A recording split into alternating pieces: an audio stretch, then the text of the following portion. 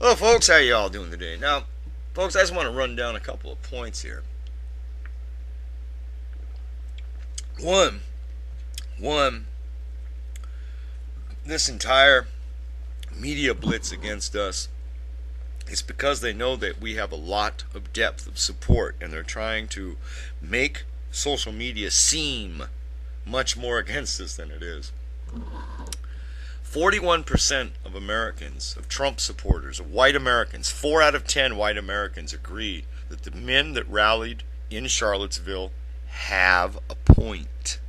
You have a valid cause, according to them. And 11% of people support us out fucking right. Yeah, we're in the double digits, boys. So, this hysteria is to be expected. A great power has risen. A light has been shown in the darkness, and the darkness comprehendeth not, and does not know what to do, and so now it thrashes around. The key at this point is one, to keep our cool.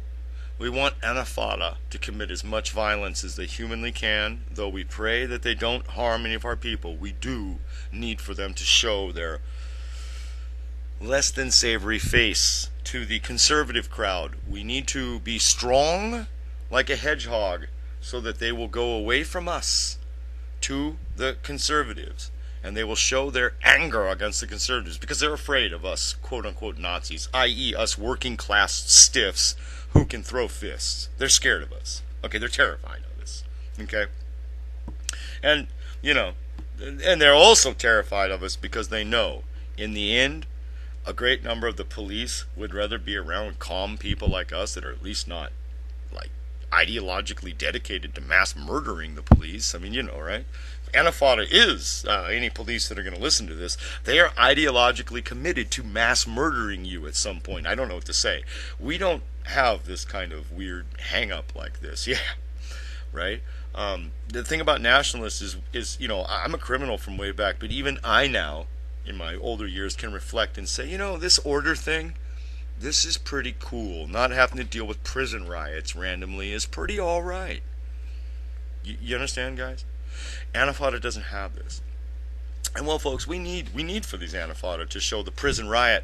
We need for middle America and these cucks, these 6 out of 10 that aren't with us, that think that we are vile, that think that we're some kind of monster that wants to eat their children or whatever, to understand that there's only us and the deep blue sea, and that's it. I mean, you either got to give us a hug or you got to go swimming with the sharks, because Antifa is not going to listen to their nonsense about them not being racist, not being Nazis, not being such and so forth.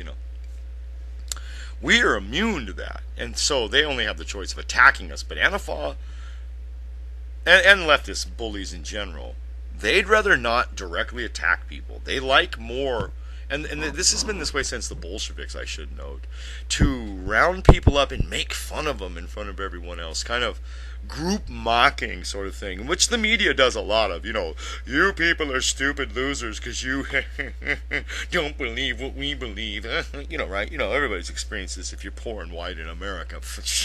Right? Well, it's time for the middle class and for the managerial boys and girls to experience this sort of degradation and discounting is a nice way to put it, right? I mean, it'd be good for them, it'd be healthy, it'd build character, it'd make them understand they're not a special little snowflake, and yeah, nature doesn't care about their snivels, right?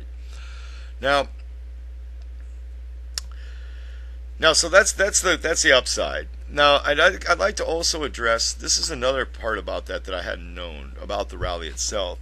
It seems that yes, the governor, the mayor, and the state police and local police essentially conspired to allow Antifada to take over the town to beat up the nationalists. Now, if I'm reading that correctly, and if that's all true, and I don't see any reason not to think it isn't. It comes from pretty good news sources, not your, shit blogs, but, well, this would mean that certain people who aren't us are responsible for the chaos in the streets. Now, what we should push to the normies is, hey, normies, you know, Jason Kessler, Richard Spencer, these so-called Nazis, it isn't their job to police the streets of towns in America. It's the elected officials in those towns' jobs to do this work in those towns. It's the police in those. You see, right? And we should also point out to these normies that this kind of sort of where the local government or the government in general favors one political party to the point that it uses the police and sort of spontaneous militia gangs against opposition parties. And that's really how they view these alt-right folks that we're meeting as an opposition party, the nucleus of an opposition party. Well, third world countries use these kinds of militia gangs and the police to bust up opposition parties. Third world countries do this. Okay? Now, I know it may become normal in Britain, in Canada, in the EU to excuse this kind of tyranny based on the lame and quite tried excuse of Hitler, yeah, whatever. Okay? The fact is that the model is exactly the same as Idi Amin. All right? You have the army, the police, local militias. They're used against any opposition to ensure that only one view is acceptable. Now, the only thing that's kept it from going full force on the nucleus of this party, the alt-right folks, is the fact that the president had the moral fiber to say, hey, there are two sides fighting there, right? Now, if he would have went along with the only one side's just narrative, like the Antifa are the good guys and it'd have been bad right now, folks. It'd have been real bad. It's strategic maneuver room, and I would use it wisely myself. The fact is what I just said is true, though. This is how a third world banana republic works. Okay, you have one way, one view, one accepted sort of party line. Okay, this can be said to be in the whole EU because, frankly, okay, it's funny because in the UK you have the illusion of a 2 or 3 party system. What a joke. If anyone in the Conservative Party says anything that's remotely anti-PC, they're done. Okay? It's gone so far that Liberal Party members are being canned for pointing out that Pakistani men are raping white girls because, my PC and my feels. Alright? So let's get beyond this illusion of freedom in the Western world. This is a lie. And more so in America, political correctness and the insidious mind control that's behind it is more and more trying to assume the position of sole, lawful, or correct way of thinking. Okay? Alright, we all know this.